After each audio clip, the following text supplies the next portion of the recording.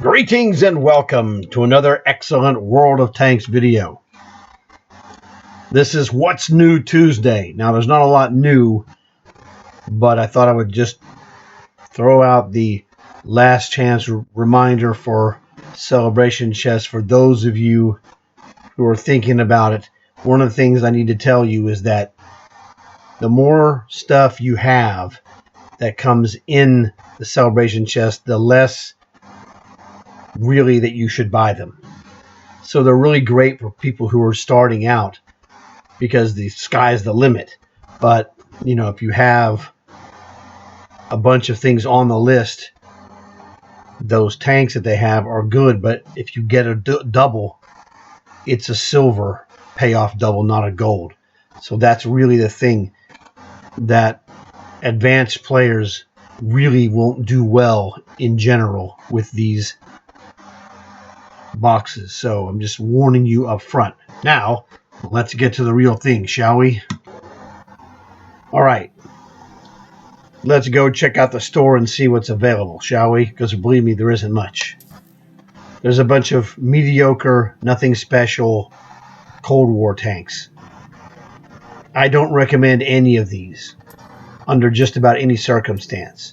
So I'm not even going to waste your time explaining them. World War II tanks, just about more of the same, unless maybe you want the Wind of Arrakis with the discount. Other than that, a bunch of garbage, really, to be honest. Nothing spectacular at all. This is the thing that the only thing that's really quote-unquote new is this. There are 2 stupid equipment packs you can pay gold for to put equipment on your tank that you would normally pay silver. If you pay gold for equipment after I tell you that you should never pay gold for something they sell for silver, I can't help you. This is one of the stupidest things you could ever buy for 2,600 or 1,500 gold. You'd be better off just to go and buy Celebrations war chests, because there's a luck fact you might get something actually good. Nothing in there is any good. It's just regular junk you can get for silver. Don't waste your time or money buying it. Ridiculous. Commanders, those are fine. You know, whatever. I have a video I'm coming up with about the Sandworm camo. Man, some of those tanks look awesome with that Sandworm camo. And I'm going to have that video probably tomorrow, I hope. Okay. One of the great things you can get every month, basically, ×4 commander boosters. In fact, these are so awesome, I'm going to buy some right now. 20 of those for 850 gold is a great deal. I use these to build my commanders in my 38H. So I might buy some more, actually, because you can only buy these once a month. It just depends. I'll do long hauls and see what happens. So basically, that is it. Download content. There's 2 things that are good. 1 is the free Dune starter pack. 2 is the tank of the month. Tank of the month is $10. This tank came out as a $50 something tank last year. Fish bought it, and he said it was really good. Doesn't appeal to me, but it's a great bargain because it also comes with $5 worth of gold, 850 gold. So the garage slot, of course, silver boosters, you get 10 of those, plus 850 gold. A great bargain, to be honest, if you're looking for a premium tank tier 8. Now, I'm not into tier 8 premiums in general, but that one could be useful. Personally, the better ones to buy are the Cold War tanks of the month in general. The rest of this stuff, just overpriced. I mean, and overpriced is an understatement. Premium time. The last time I bought premium time was Black Friday 2022. I've just been doing contracts and getting 3 days of premium per contract, dumping out, going to a new contract. Same thing over and over and over. I don't buy premium. It's absolutely free if you do what I do. Get your season pass, the 2,000 gold season pass.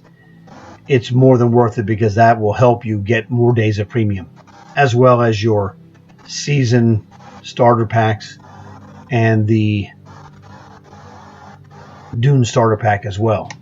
Convert resources, we don't need that. War chest, well, you might need convert resources to get gold in case you're short on a trade-in, because we're going to do the trade-ins here momentarily. War chest, I've been through this already. Again, if you don't have a lot of commanders, again, the more you have, the less valuable these become. But there's a chance that you could get some really good ones in here. I have, like the Warwolf, Lena, which is the last summer. She was the gladiator girl, which was really fantastic. Monstrosity is basically Frankenstein's monster with a different interpretation. Ravenous Rolf, he's a Nazi zombie.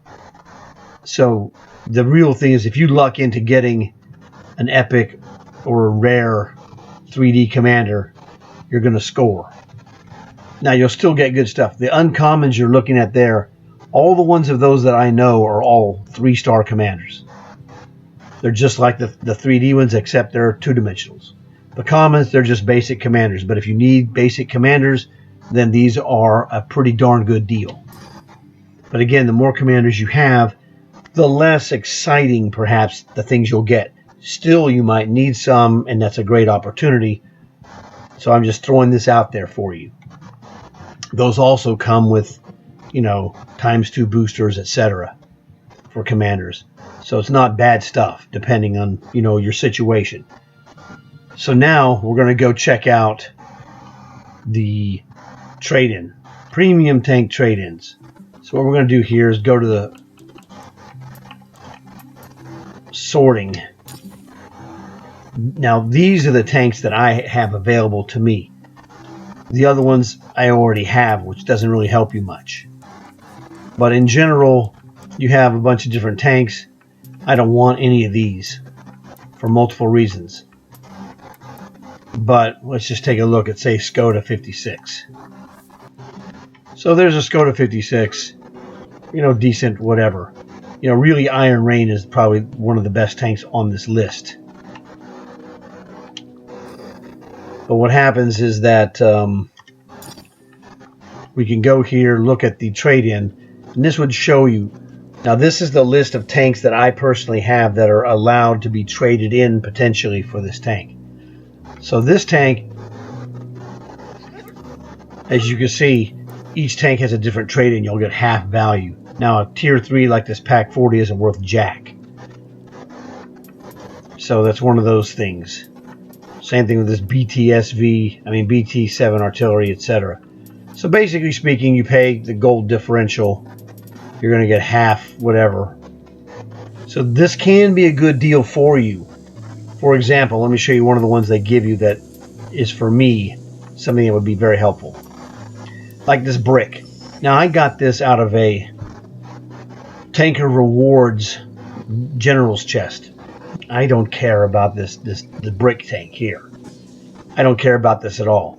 But I'm certainly not going to give you this brick tank and 4,000 gold for this tank that I don't want. I don't want this Skoda.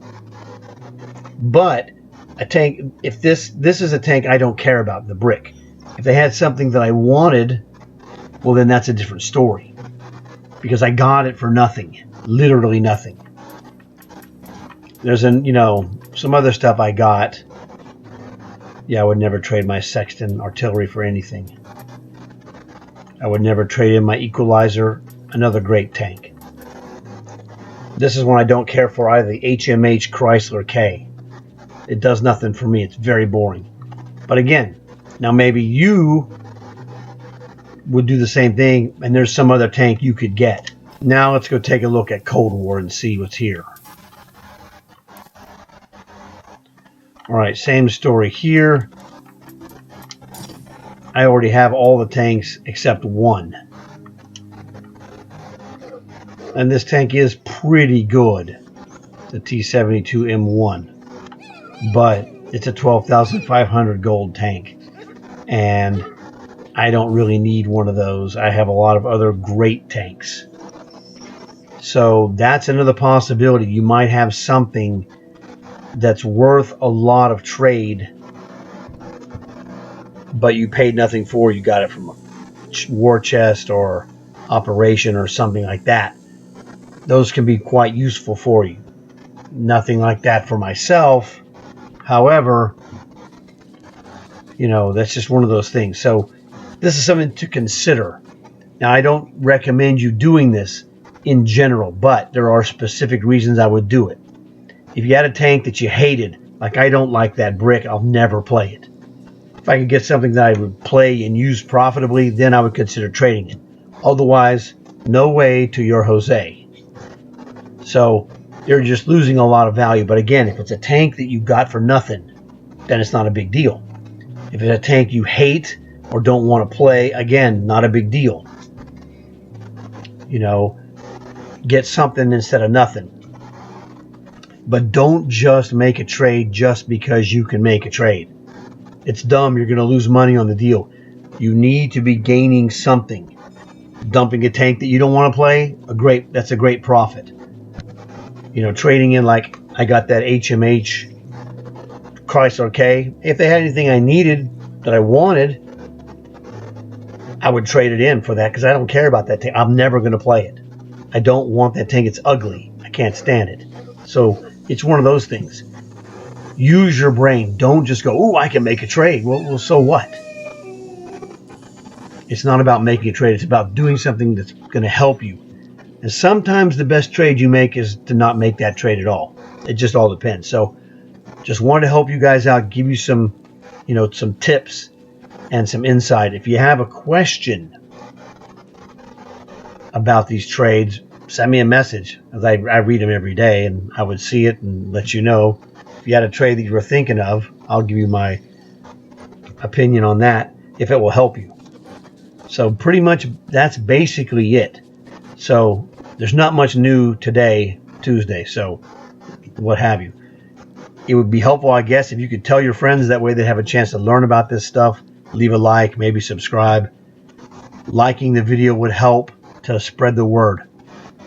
After that, it was great to have you guys here. I'm glad that you watched the video. Hopefully this helps you. And then hopefully I'll see you again in another video. So I am going to get out of here. See you later.